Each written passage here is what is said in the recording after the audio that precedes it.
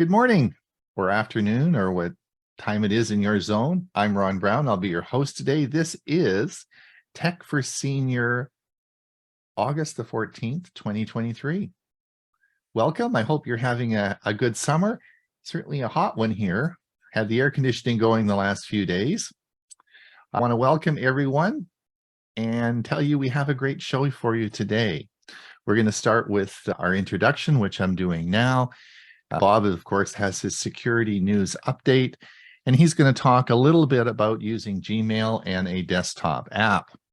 Of course, Chris is here, and she's going to give photo fun. We're going to have some fun with photos. We've already been talking a little bit about backing up your Google Photos.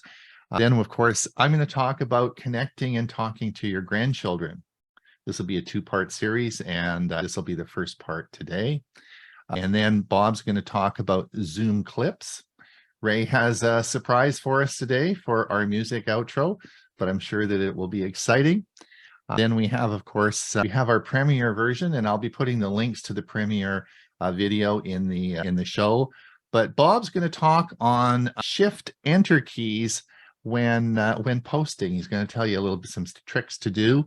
Then, of course, Bill's going to talk on. I'm going to talk on emergency notification and how important that is to set up on your phone. And Bill's going to give you the basics of OneDrive. There you go. So that's going to be on our premiere video. We also have a Thursday show, which will be broadcast this Thursday if you want to come and visit us and have some fun on Thursday.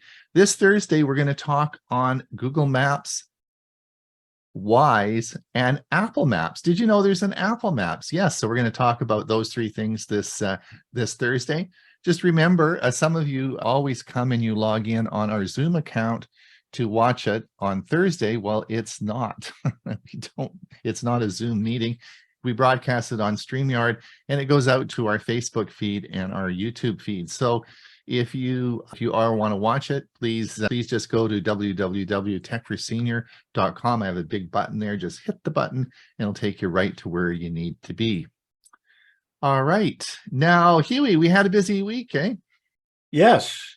We had a good time yesterday. And you gave me pretty much the day off today. I did. Yes, there you go. But I thought you worked so hard yesterday.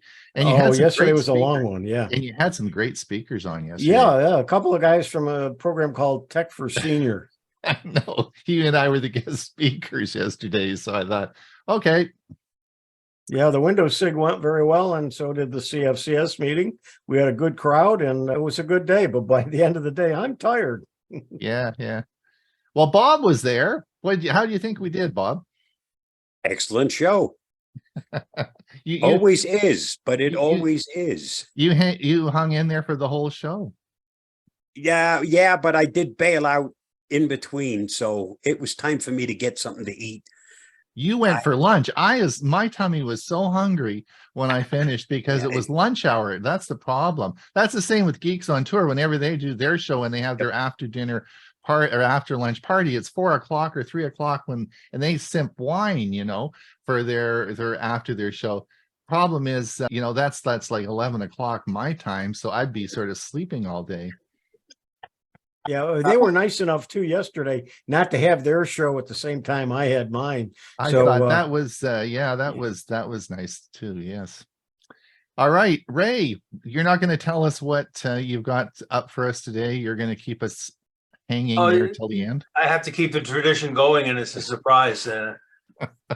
Wait and see. Yeah, you got Thursday off this coming Thursday. I do, because and that's good because Friday morning we're leaving on a weekend camping trip. So that's what I did yesterday, was working on the RV, flushing out the tanks and all that good stuff that you used to do, Ron. Indeed. Yes. And how you're gone for what, a week? No, this is a long weekend. Just a long weekend. You're back Monday. Monday. Okay. Bill James, you'll be with us on Thursday. I will. I'm excited. Gonna have a good discussion. Always excited when you come on Thursday. That'll be great. And our temperatures here have dropped from 104 to 70 degrees. Yeah, I'm Is that sitting inside at with your air conditioning on? No, that's outside. That's outside, really? 70 degrees. 72 here. I'm at Is that- 69. Yeah. Does that mean a changing weather? I don't know what it is. This is this is August. It's supposed to be hotter than blue blazes. Yeah, All and right. Saturday night, my air conditioning decided to go south. Oh, no. But Sunday morning, I had a repairman here and got it fixed. You But it got was- because you just got a new unit a couple Yeah, of not years ago. less than a couple of years, but it was just a clogged drain, and he had it fixed and back down to from 87 back down to where I keep it at 79. And Chris and Jim, how are you guys doing in Florida? Doing great. We're taking off tomorrow for a conference in the Bahamas. Ooh. Yeah, we have a thing going. So, and that's this week, all week. And then Monday and Tuesday, we're going diving in Nassau. A conference with the fishes. Yeah, conference with the conference with the fishes. fishies. The To first pick up one a is a few lobster. Toastmasters. Pick The up a first- few yeah. lobster. Huh? No, can't in the Bahamas. Well, you can, but you can't do it with scuba. You have to be free diving but you're allowed to shoot them over there, and that's I did go out diving this past week, and I got a couple lobsters though. Did you really? Okay. How big are the ones that you would get? What are the sizes? Oh, huge! Oh, that's a fish story. Fishing story. That's a fishing story. We took a picture, and the picture weighed 2 pounds. Very good. So, Bob, Yes. so I was listening to Leo Laporte this morning, and one of the things that we're talking about is QR codes and email, and how this is a really, really bad situation, because a lot of the security software use scanning, text scanning and stuff to find out the bad guys. But if you get an email with a QR code, they're really saying don't click it, and it's going to take you to a bad Don't place. scan it, because they figured out, oh, you guys think that this was so nice and easy now to get to a link. Just Right. use your camera and you're there. Well, they figured out how to use that to their advantage. And That's right. that's now the newest scam to be careful of. QR codes could get you into hot water. And even if you're walking down the street and you see parking meters that have stickers on covered parking that. meters. Yeah, we covered that last week in the security news roundup. Yeah. Those bad guys put their own stickers on top of even meters that don't have the ability to do Yeah. kind of stuff. Isn't that crazy? Yep. So be very, very careful with even a lot of restaurants you go to now, on the table, there's a QR code that will give you the menu, but people are sticking QR codes. The bad guys come in and even put little stickers on tables that have QR codes. So be really careful with QR codes, Bob? Yep. All right. We have a big show for you today. Let's get rolling. Bob, are you ready for your security news? I'm always ready. All right, there we go.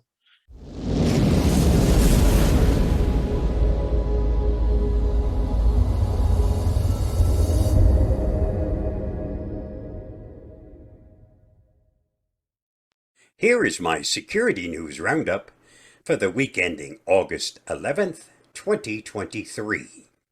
FBI investigates ransomware attack crippling hospitals across 4 states.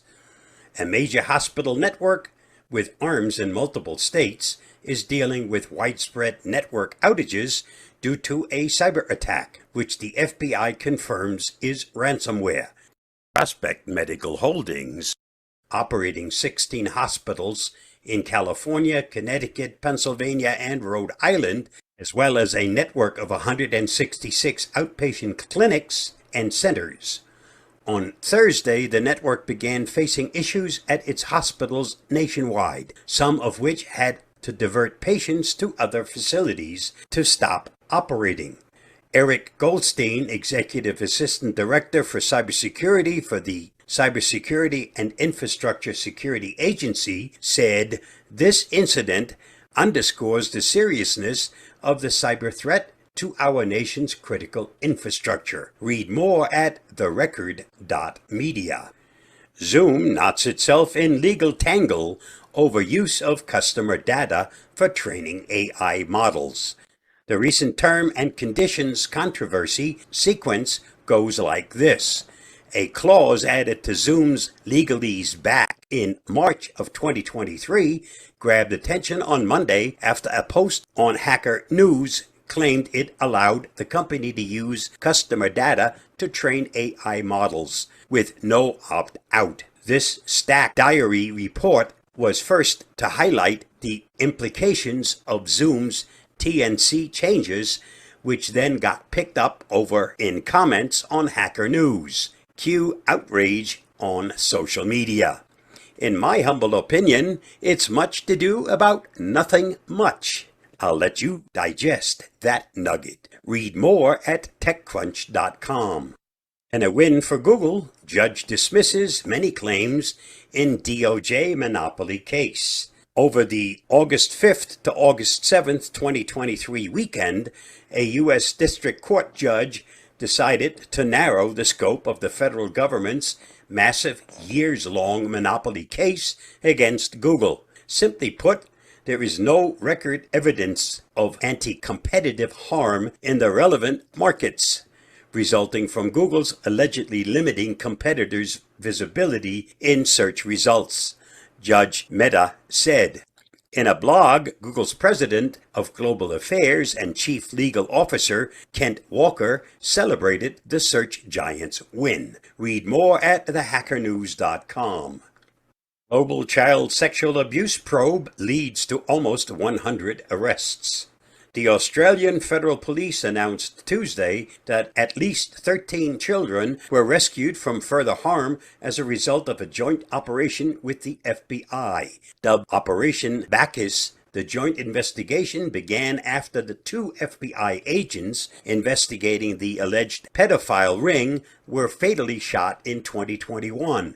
While executing a search warrant in Sunrise, Florida, for a man suspected of being in possession of child abuse material. The agency noted in a news release, the success of Operation Bacchus demonstrates the importance of partnership for law enforcement at a national level here in Australia, but also at an international level, she said.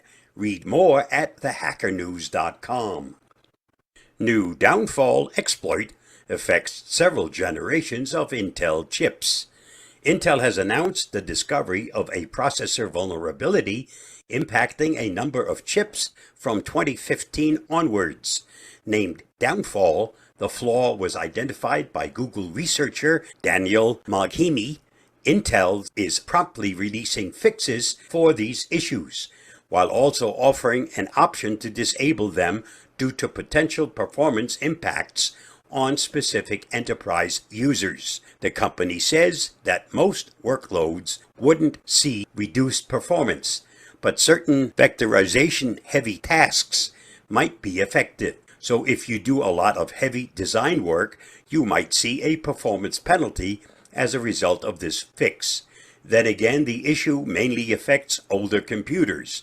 And if you're doing heavier work, you probably want to use the latest, most powerful hardware that currently exists anyway. Read more at howtogeek.com. This Mac utility is now malware. There's an old adage that says the Macs don't get malware. You're less likely to catch a virus on a Mac than on a Windows PC, but that doesn't necessarily mean that Mac computers are completely immune to malicious software. They are not. Night Owl, which used to be a tremendously useful Mac OS utility, has now seemingly turned into malware, and you should get rid of it if it's still on your Mac.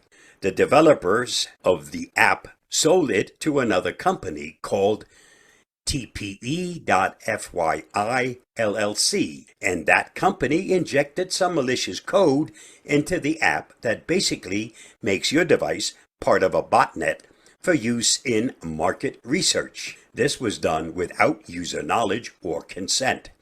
Read more at howtogeek.com. Are you giving to help Maui recover? Here's how to avoid common donation scams. State Attorney General Ann Lopez is urging residents to be aware of possible scams as they look to help Maui wildfire victims. In moments of crisis, we all must be extra vigilant against bad actors who try to take advantage of people's goodwill, she said. Donate only to trusted, well-known charities. Verify that the charity you are donating to is legitimate. IRS tax-exempt organizations search, Charity Navigator, and DCCA Business Search are good sites to check for legitimate charities. Steer clear of suspicious donation requests and be mindful of scammers' tactics. Here's information on ways to support and where to donate. Just follow the link listed. Read more at hawaiiannewsnow.com. This week's must-see on my YouTube channel. Science, fiction, Mars exploration, and colonization. If that piques your interest, please watch my video on that topic at the link listed. Did you know Barry Manilow did not write his hit I Write the Songs? He did, however, write State Farm's Like a Good Neighbor jingle. Reed Hastings said he was partially inspired to start Netflix after racking up a $40 late fee on his VHS copy of Apollo 13. Musicians don't retire. They stop when there's no more music in them. Thanks to Louis Armstrong. Just thought you might like to know. And that's a wrap for this week's Security News Roundup. Stay safe, stay secure, and I'll see you again next week. Bye-bye, and thanks for watching and listening. Give me a sec while I bring up the next video.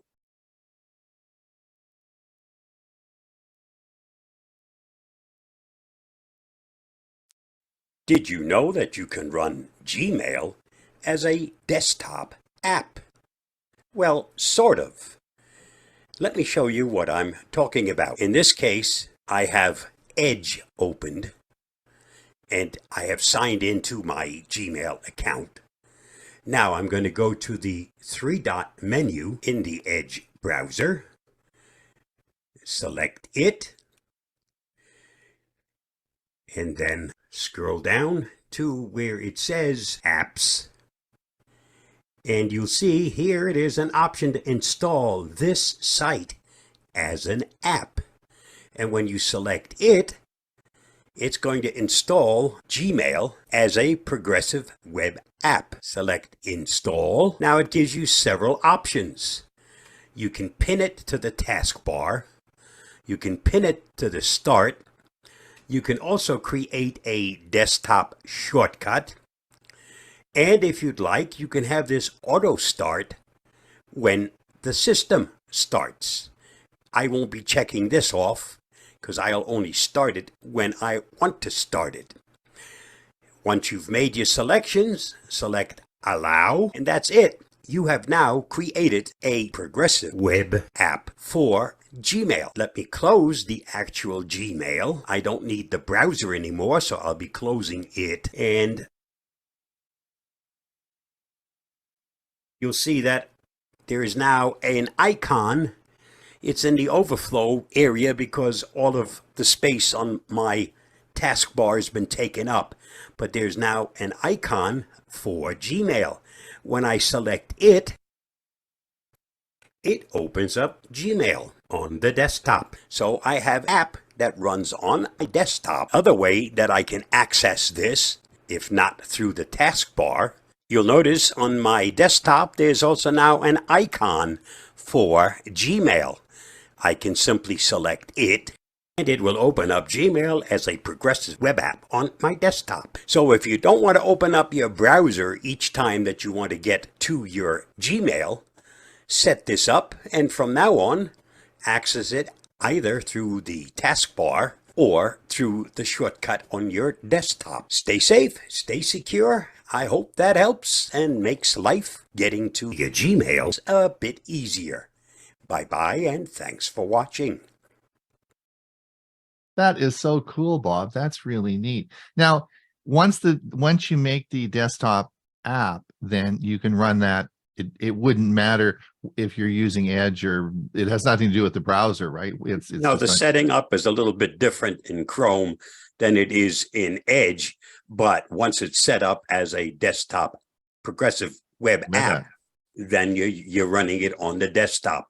You will notice some differences when you open up the email that you're going to, but you're actually now using it as a desktop app, a progressive web app. Cool. And if you're on a Chromebook, you all know what a progressive web app is. So that's right. Yeah, that's cool. All right, good stuff. Thanks a lot, Bob. Let's see what Chris has for us. Let's learn all about photos and having fun. Hi, I'm Chris Guld with Geeks on Tour, and this is Fun with Photos.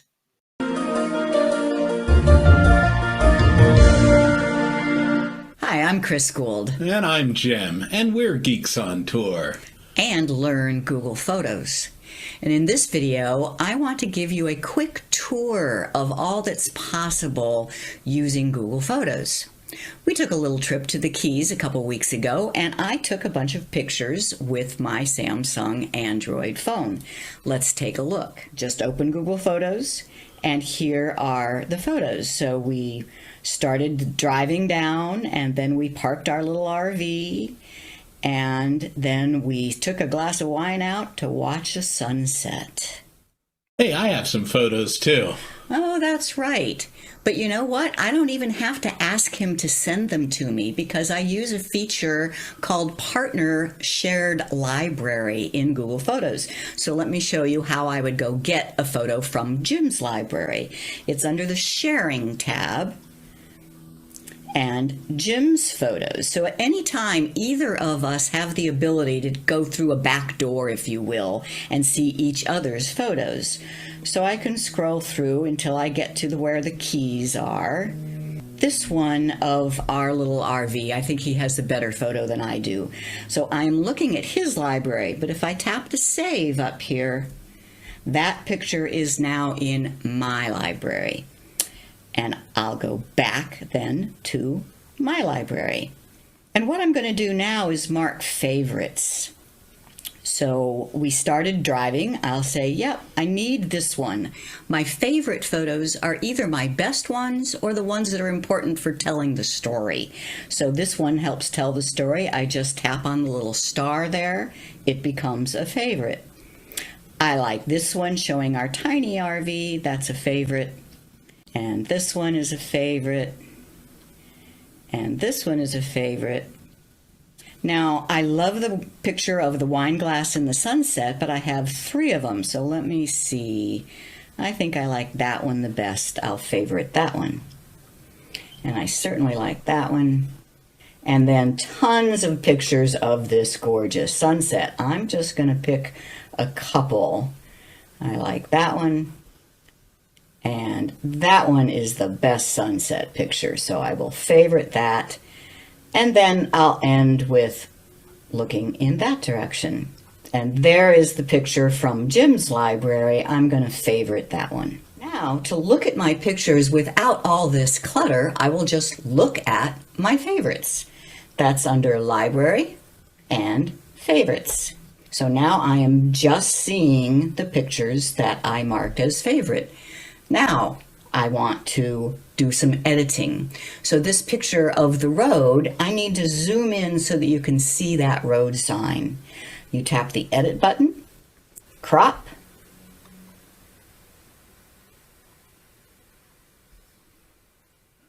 and now you can tell where we are. Done, and I'll always do an auto, that kind of brightens it up a little, and save.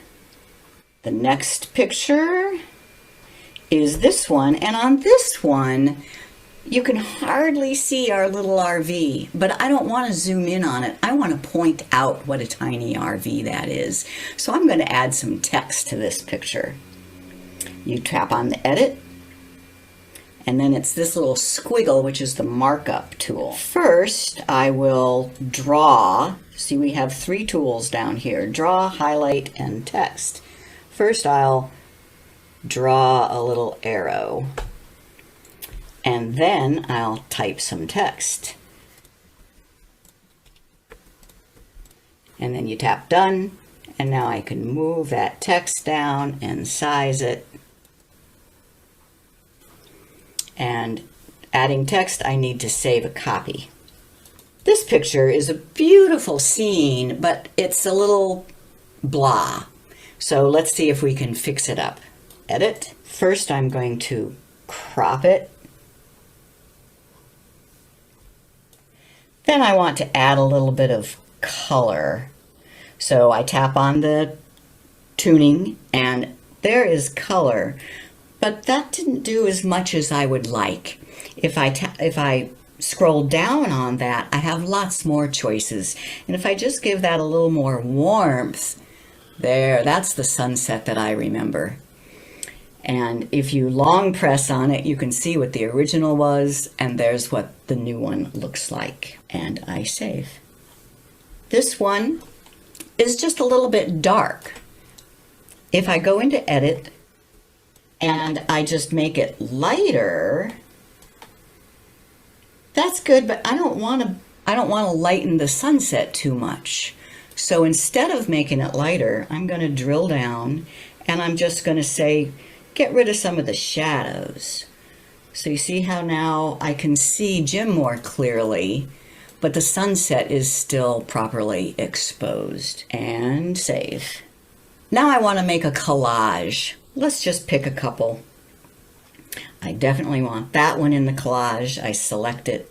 I want the wine glass and the RV and the road sign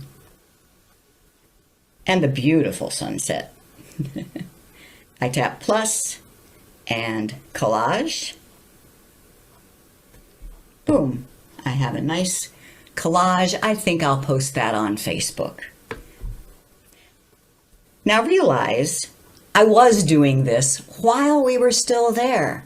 So before we even turn in for the night, I have already selected my best pictures, made them look better, put them into a collage, and shared them on Facebook. Just one last thing to show you about how Google Photos works, and that is, because it's cloud-based, I can say, gee, I'd rather look at these pictures on a bigger screen like my iPad. And I can open Google Photos and I can go to my favorites. That's under Library and Favorites. And here are those same pictures with the edits. And that is a quick tour of all that you can do with Google Photos and how it's just fun. If you had tried to follow along with those editing samples, you might have noticed that your screen looks different. I'm going to show you how it works now, but the lesson to learn is things are changing all the time in Google Photos. They rarely take a feature away. They often add new features and move things around. So it's up to you to hunt a little. You'll find what you need. So here are those same pictures. It is August 2023, and this is my Samsung Android phone. Everything I'm going to show you works exactly the same on the iPhone, except one, and I'll let you know what that is when I get there.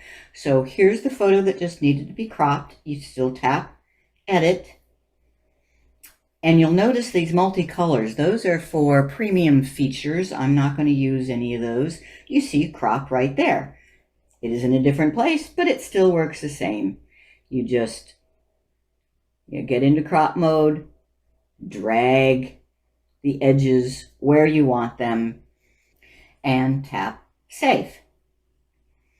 You have your choice to save or save a copy. Next is the photo where I want to point to the tiny RV. This is the thing that is different on the Android.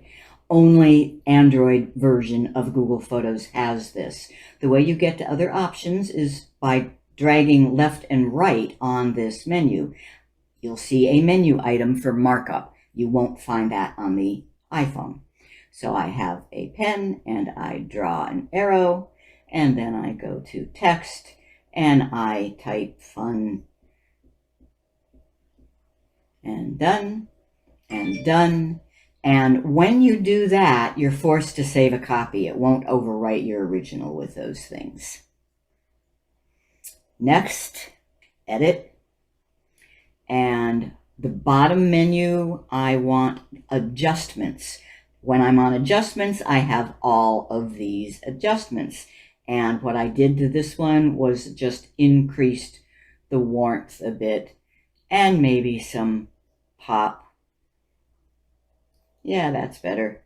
And done and save. Last was the one where Jim was in the shadows. Edit and find adjustments, then find shadows and increase the light in the shadows. Done and save. Lastly, they've added some wonderful new features to collages. So let me make a collage again. Select one picture, long press on it until it's selected. Another one, another one, another one, and one more. So I've selected 5 pictures. I tap the plus and ask for a collage. It starts off pretty much the same, it just makes it. But then watch this.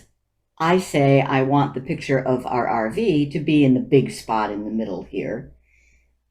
You just touch and hold and drag it and they'll swap places. But I don't like the overall layout. How about this one? You can have different layouts. That one is a lot better, but the wine glass should be in the middle, so I can just drag it over. But let's look at some of these others.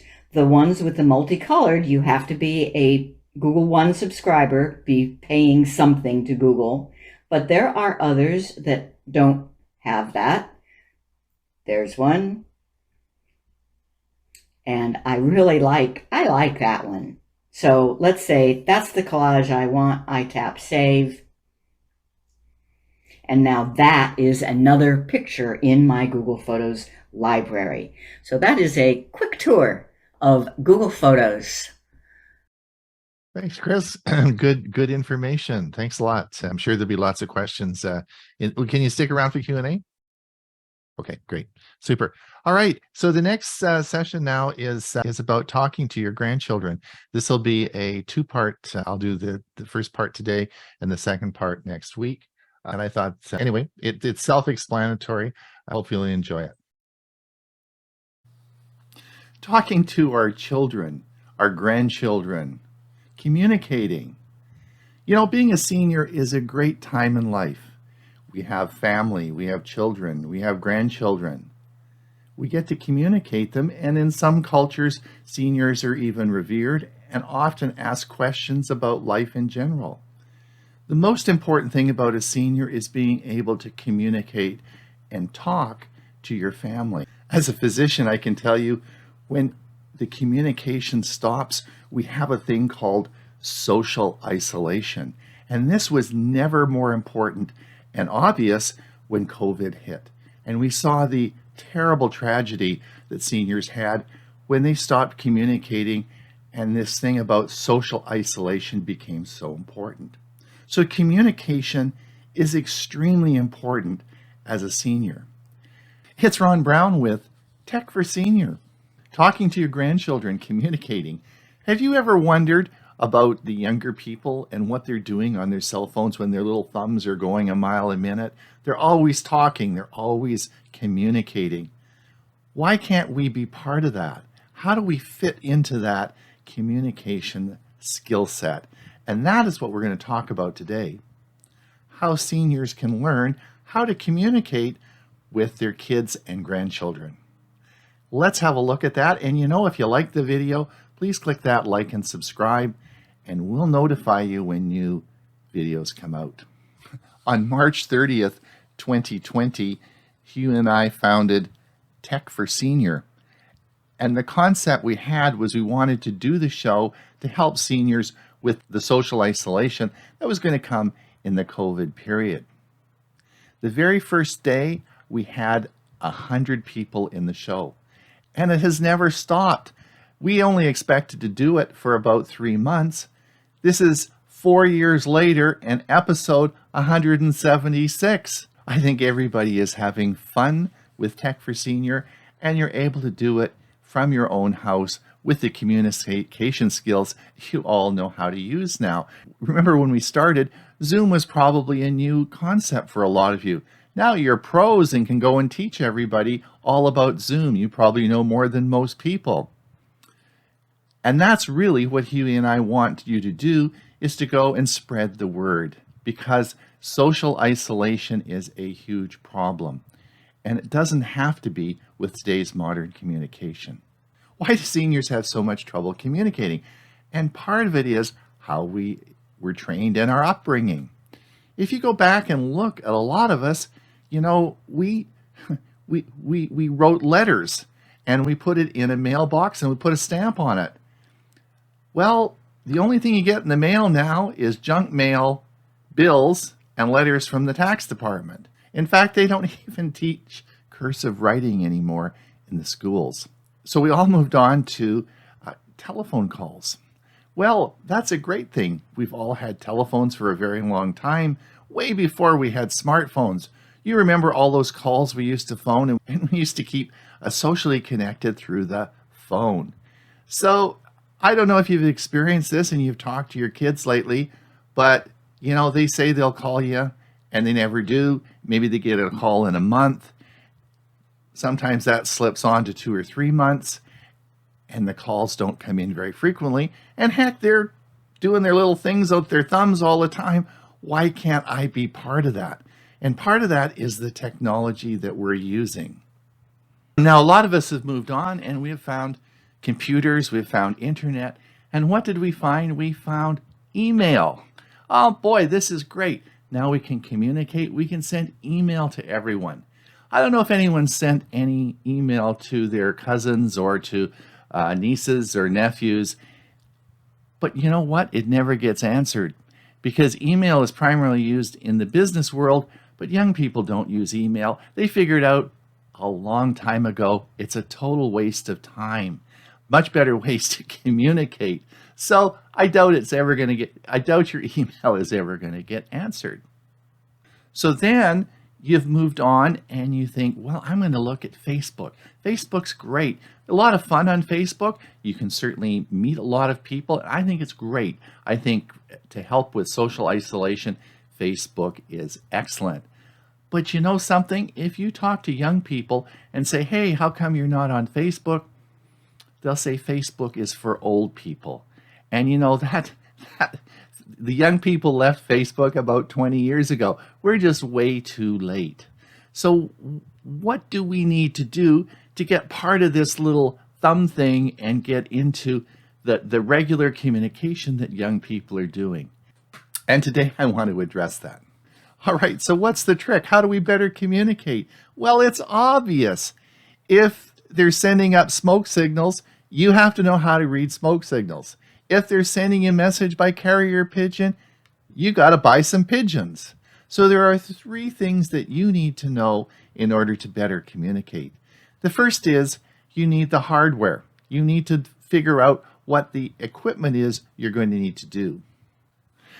The second thing you need to do is speak the same language.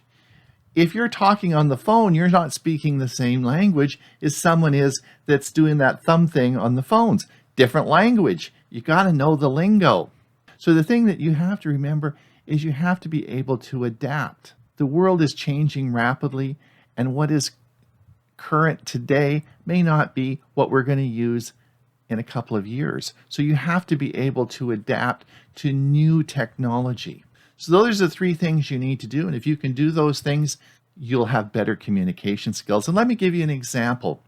As you know, with smartphones, there are 2 types of smartphones. There's Apple.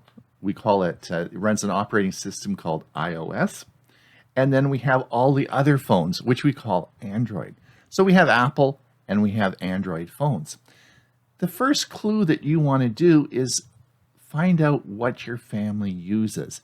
And this is so important because in my case, I have two daughters. One daughter lives in Adelaide, Australia. They have only ever heard of iPhones, iPads, and Apple computers. I have another daughter who was in Beijing. You met her a couple of weeks ago on the show. She now is in Addis, Ethiopia. And she's only ever heard of iPhones, iPads. Exactly. It's all Apple. Now, how am I going to communicate with them if I'm not using an Apple device? So the first thing you want to do is to figure out, if you want to talk to your family, are they all on one page? Now, in my situation, many years ago, we bought an iPad and we keep it on the kitchen table. It's always available when the kids call. They use a thing called FaceTime. Now, FaceTime is only for Apple devices. I guess Apple doesn't want to let that out because then, people would be able to communicate cross-platform. So FaceTime is a huge communication tool that the Apple community uses to talk. So if your family all uses FaceTime, you better get an Apple device to communicate. And that is what we did. We also have a device called a Portal TV, which clips onto our TV in the kitchen. I've done a whole video about that, and that's a great feature. You might want to watch that video. I'll put the link above there. So now again, it depends on what country and where your family is. Just remember, in the United States, 57% of all cell phones sold are iPhones. So there is almost 60% of the new phones sold in the United States now are iPhones. So there is a very good chance that your family will be using an iOS device. And again, it's very easy to communicate with FaceTime. Yes, there is a lot of software out there that is cross-platform. We have Zoom, we have Meet, we have Duo. There are lots and lots of cross-platform software that allow you to communicate. Bottom line is your family isn't going to use that. Bottom line is, if they're Apple people, they're all going to be using FaceTime. So look at what is available within your family, and you'll find choosing the right hardware platform will be beneficial and allow you to better communicate. All right, now we've chosen our hardware. We've decided what we're going to get. What are we going to use for the software? How do we get into this little thumb thing and continuously talking and get into that communication channel? All right, you got to use the right software, and that is WhatsApp. Today we're going to talk about what is WhatsApp. I think if you've never heard of it before, you'll be very surprised at what I'm going to talk about and the popularity of this app. In part 2, I'll be going over how to set WhatsApp up and giving you a detailed analysis on how to use it. But I wanted just to give you an overview now and an experience I had. As you know, my daughter and family were with me for 2 months, and I really missed them when they left last week and headed to Ethiopia. It's a long way to go. Anyway, I got up on Monday morning and was thinking about them, and I always made my daughter a espresso coffee when she got up in the morning, and I was sitting there having my espresso coffee thinking about her, and I thought I would just snap a picture and send her a message in WhatsApp. So you can see on the screen, you'll see just got up and making an espresso. Hope you are connecting with the local coffee culture.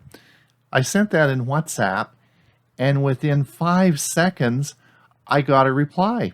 I got the image that you see down in the bottom. Now, my daughter's a very busy professional, and I'm sure was in meetings all day, and she was able to monitor WhatsApp and pop that picture below. Now, later she phoned on FaceTime, and we had a little chat, and the lady below was there as part of the coffee culture in the morning. She was making espresso coffee for everybody. She's a local, and they have Ethiopian coffee, which is very good. But she was able to communicate quickly with me and sent me a picture instantaneously. She didn't have time to write a long note. She didn't have time to respond to an email. Now, as you see on the screen, you'll see up at the top left, you'll see that we have Brown Family Chat. And so we have it set up now that all our family are in that group. And whenever a chat goes out, it goes to that group and everyone can see it. So it's a good way of communicating within the family. But what I wanted to show you is how I'm now in the loop. The little thumb thing and all the things, I'm in that loop and I get instantaneous results. So I'm going to show you guys how to do that. It's exciting and really works well. So let's look at WhatsApp and how it works. All right, let's have a look at WhatsApp, the app. Now I'm going to be doing a detailed instruction of the app in part 2. Today I want to give you a brief overview on the history of WhatsApp and how it came to be. But first I want to talk generally about the incredible interest in social media over the past 10 years. If you look at the number of social media users in this slide, you'll see that in 2023, we have about 4.19 billion users of social media worldwide. Now, since most of our audience is in the United States, let's look at 2008 compared to 2023. You'll see that in 2008, about 10% of our population used social media, compared to almost 3/4 of the entire population in the United States is using social media. That's around 246 million people in 2023. In this slide, this shows you the massive growth since its inception in 2009 to current values of almost 2 billion users. Now, I wanted you to take particular note of this slide. Unfortunately, I could only find it for 2019, and the slide is not that easy to see, but it does show you the top social messengers around the world. I want you to draw your attention to the green. The green is the dominant social messaging platform in that country, and as you will see, green is the majority of the world. That is WhatsApp.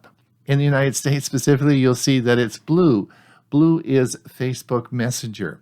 So you'll still see that that is the predominant social media messaging platform in the United States, but worldwide, WhatsApp is dominant.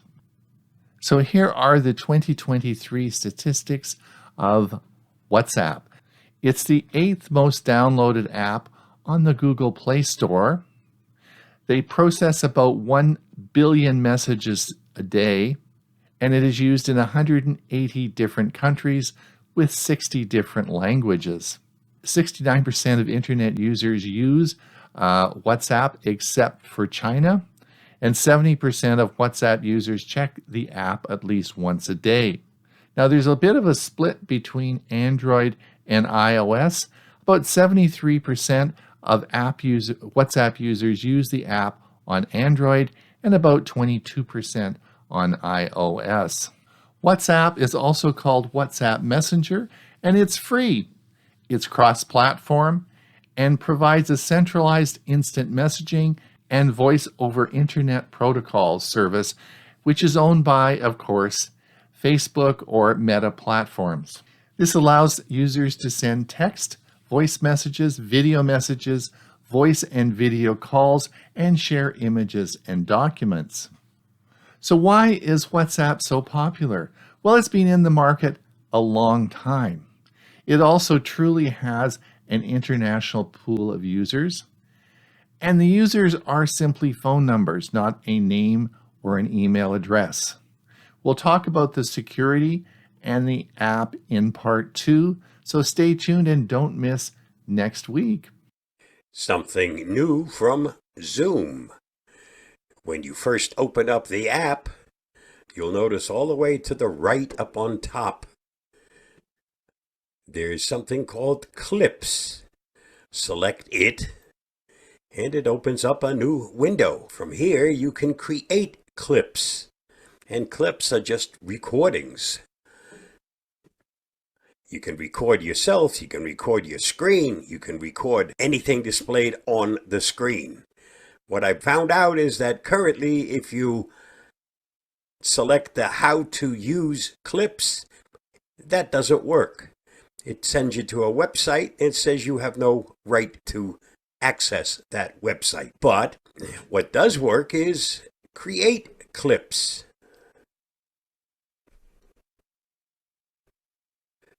Once you open that up, it tells you what resources you're using, the microphone, the camera, and you can select, if you have more than one camera, which camera you'd like to use. That's a different view from a different camera. And right now, 1080p. You can go down and record in 720. Let's for now leave it where it is. And up here, it shows you what is recording, and that is the screen itself. Everything on your screen. You can, of course, from here, when you select this, you have a choice. You can show the entire screen, which is your background, and the zoom window. Or in this case, we can just simply say, well, just show me the zoom main frame window. Select it and then select. Let's see what happens if we go into a meeting. I don't know whether that'll shut this off. We'll find out in a second. Let's go home. Let's go start a meeting. Okay, you cannot use a meeting and also use clips. So therefore, that's a no-no. Let's start a recording. Let's go back to the main thing and select the screen itself. Start a recording.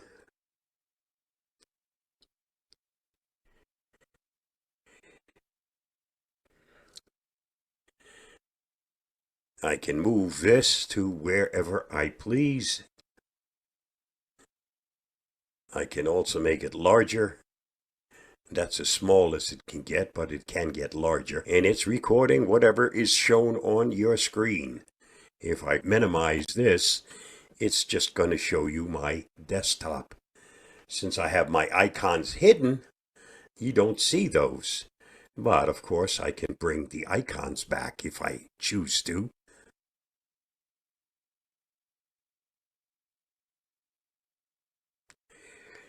And this is now all being recorded.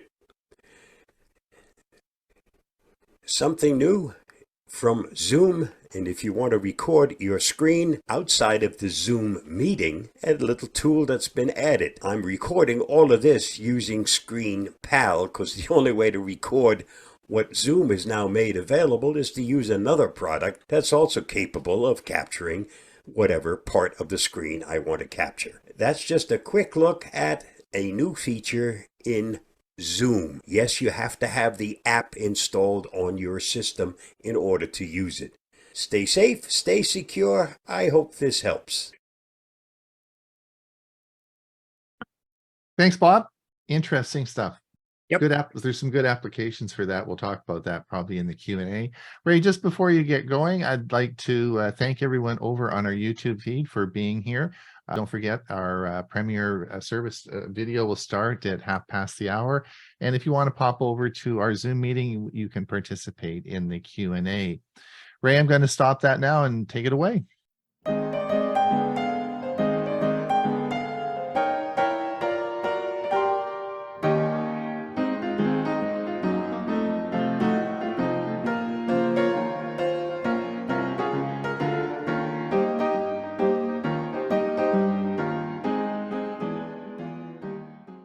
Thank you so much, Ron.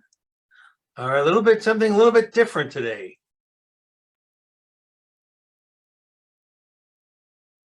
The music for Ori and the Blind Forest. Okay, the Ori games are known for their beautiful hand-painted visuals, emotional storytelling, and their challenging but rewarding platforming gameplay. The games have received critical acclaim, with Ori and the Blind Forest winning numerous awards, including Game of the Year from several publications. Now, the Ori games are a feast for the senses. The visuals are stunning, with every detail lovingly rendered.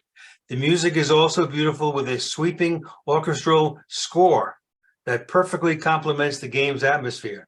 And the gameplay is challenging but rewarding, with plenty of secrets to discover and new abilities to unlock. Now, here are some additional details about the two games in the Ori franchise. Ori and the Blind Forest is set in the forest of Nimble, which is dying after a great storm. Ori, a young spirit, is orphaned by the storm and must journey to find their courage and confront a dark nemesis to save their home. The game was praised for its visuals, music, and storytelling, and it won numerous awards, including Game of the Year from several publications. Ori and the Will of the Wisps is a direct sequel to Ori and the Blind Forest. It follows Ori's journey to a new region called Nywin, where they must save the forest from a new threat. The game was praised for its improved visuals, gameplay, and story, and it was nominated for several awards, including Game of the Year. Okay, the preceding paragraphs were from Google Bard. Now, I realized many years ago that I don't possess the hand-eye coordination to be any good at playing fast-paced computer games. I much prefer games where you take your time developing a winning strategy. But I have to admit that the global video game industry is a multi-billion-dollar business with 2022 revenue from the worldwide gaming market estimated at almost $347 billion US. Now, it is said that music transforms and inspires gameplay. But what is involved in providing the music for a video game? Well, today's clip has Moon Studios and Microsoft Studios giving us a behind-the-scenes look at the making of the Ori and the Blind Forest soundtrack. Thanks to Steve Parker for providing the inspiration for today's selection. I had never had the concept or thought about how the music goes with the games, but I found that very, very interesting and wanted to share it with everybody this morning. It really makes you want to get that game. I really want to get it now. Maybe we'll have an Ori segment on each show, a little bit of the game or something like that. That'd be funny. Okay. It's interesting. Thanks, Ray. All right, let's move on now.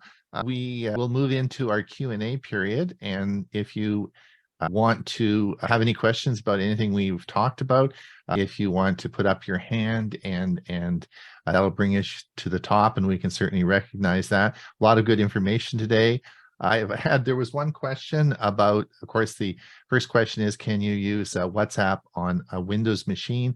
And you can. There is actually a Windows progressive web app for that, and I'll be showing you that next week as well. And it's completely cross-platform, so it's available on Apple and on Android. So it's very easy, very, very easy to use.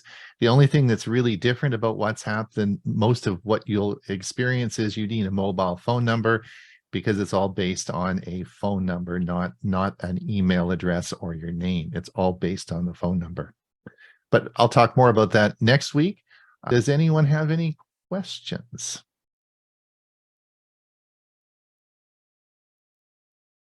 It'll be a short show. Yeah. Wow, Steve. I had a question.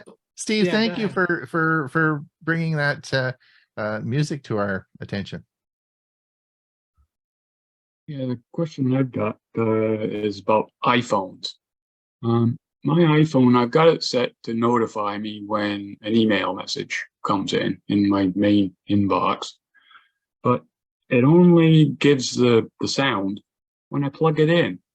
So if there's messages that are in the inbox waiting to be, as soon as I plug it in, then it does the sound. And until I plug it in, it doesn't. Do you have any idea what That I must have be to a do to setting. correct I that? don't. Does anyone? Yeah, Can anyone answer that? I that has looked an to try iPhone? and find it, but I don't have no idea where it is.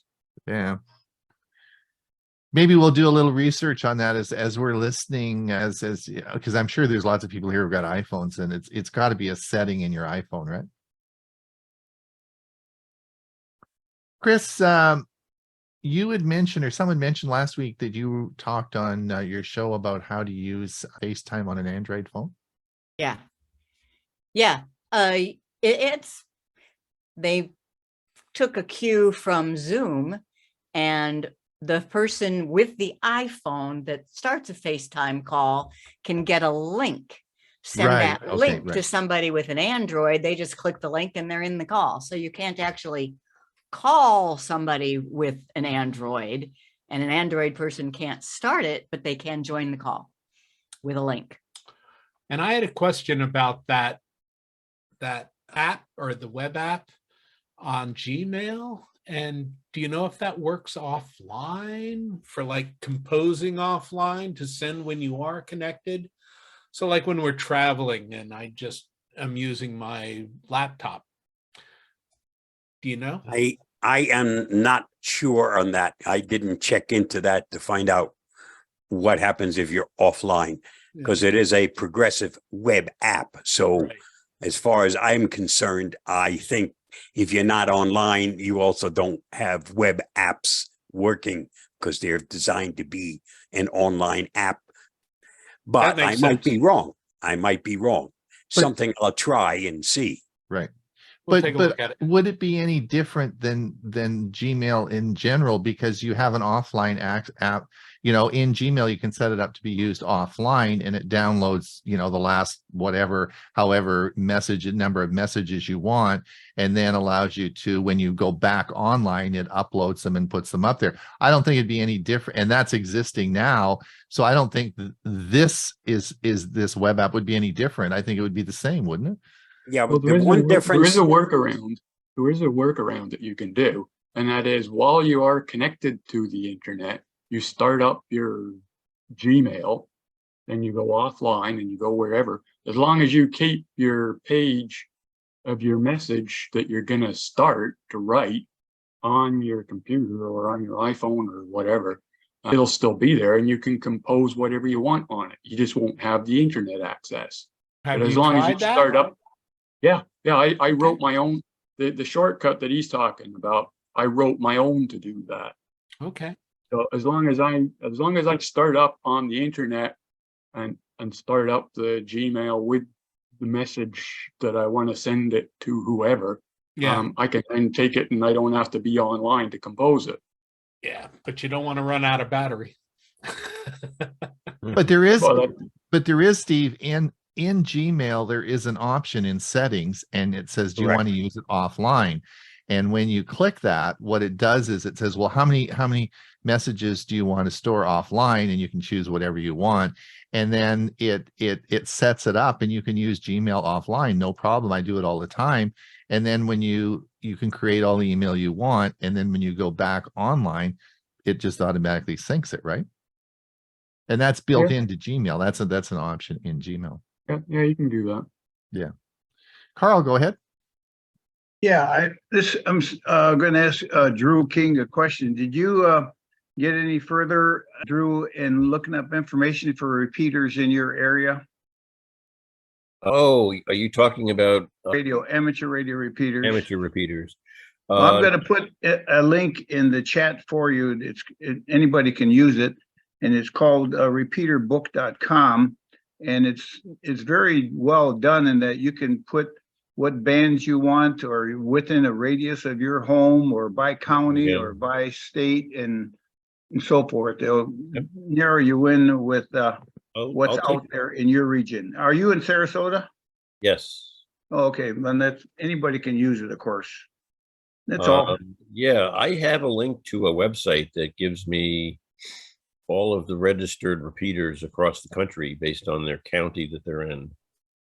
Well, maybe that's the same one I'm sending you and anybody else who's interested. And I have all of the local repeaters programmed in to my radio so that I can scan them. Okay, it's just a FYI for you particularly, but anyone else. But thank you. All right. Chris, go ahead. Unmute yourself. I have a WhatsApp question. Sure. So, and I use WhatsApp with all sorts of people. I mean, around the world, it is so much more used than anything that we use here. So, but I have it installed and working on my iPhone.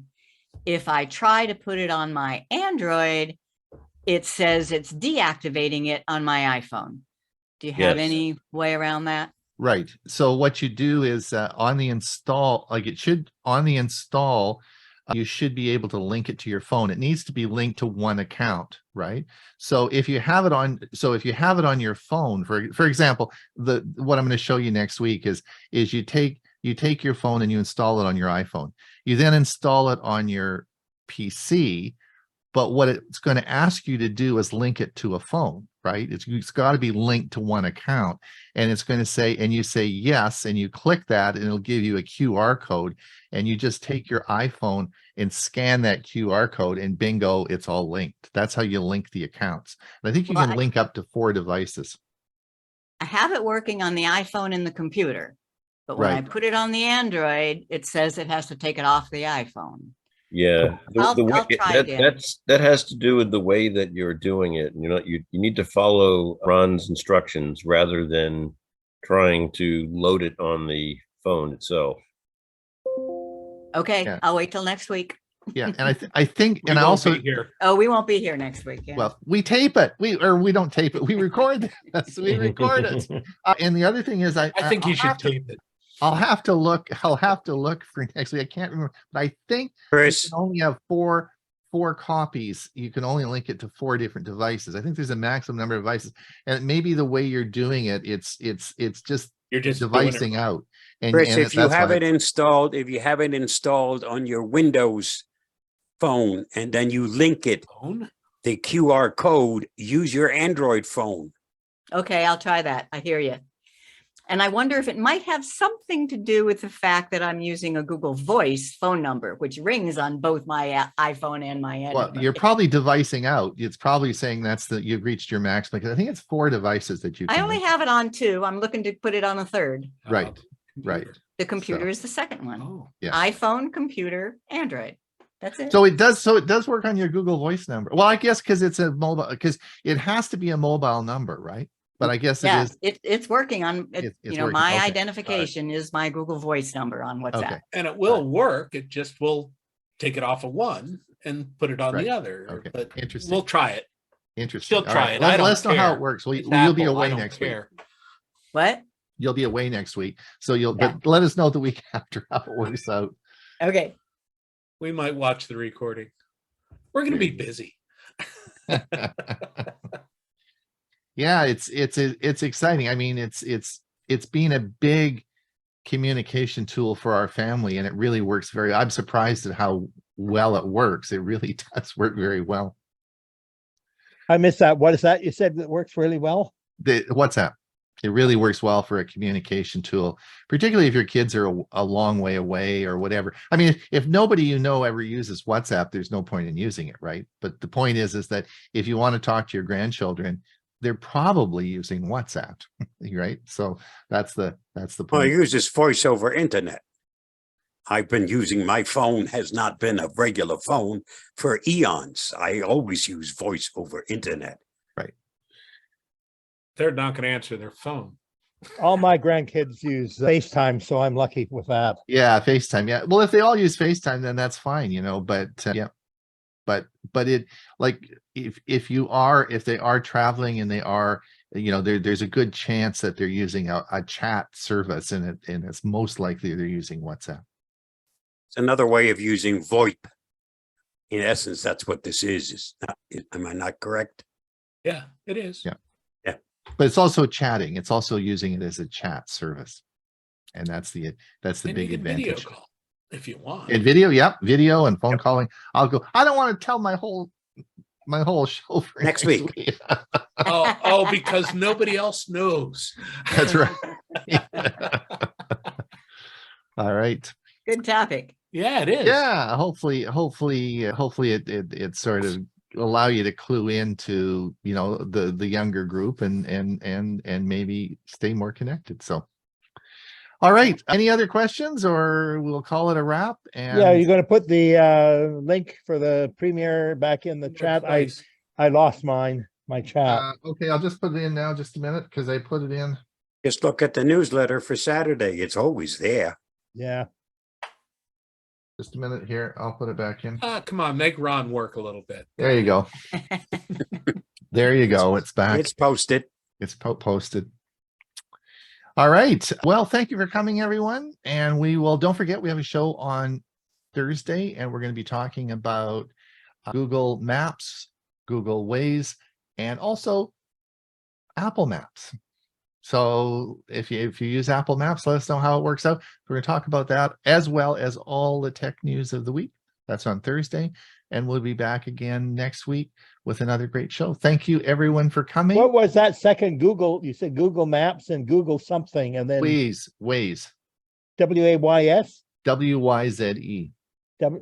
Google Waze. Okay, good. Wise. WAZE. Is it WAZE? I thought it was WY. No, it's Waze. Dave, W8. Waze. Okay, Waze. Waze. Come on, I come on. never heard of it, so I'll look forward to that. All right, there you go. All right, See? There you go. see everyone next week. Have All right, fun with bye-bye. photos. Okay, bye-bye. Bye.